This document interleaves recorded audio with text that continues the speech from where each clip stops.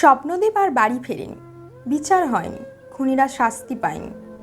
স্বপ্নদীপের বিশ্ববিদ্যালয় চায়নি কোনো চুনকালি পড়ুক, তাই ঘটনাটা সহজেই সুসাইড হয়ে গেছিল। কতজন আবার বলেছিল এ কেমন ছেলে, একটু র্যাগিং সহ্য করতে পারেনি।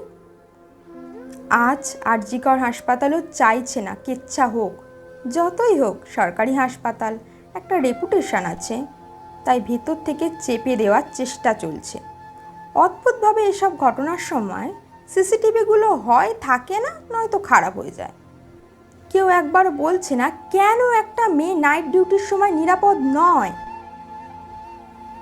এইবারও আমরা আশ্বাস পেয়েছি তদন্ত হওয়ার, যেখানে পুলিশ পুরো ঘটনাকেই প্রথমে সুসাইড বলে চালাতে চেয়েছিল।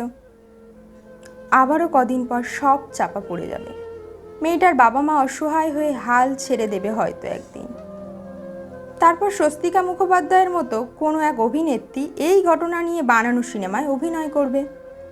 আমরা অভিনয়ে প্রশংসা করে কত কথা লিখব, উনি সেগুলো নিজের ওয়ালে শেয়ার করে গদগদ হয়ে সবাইকে হইচয়ে গিয়ে সেই সিনেমাটা দেখতে বলবেন।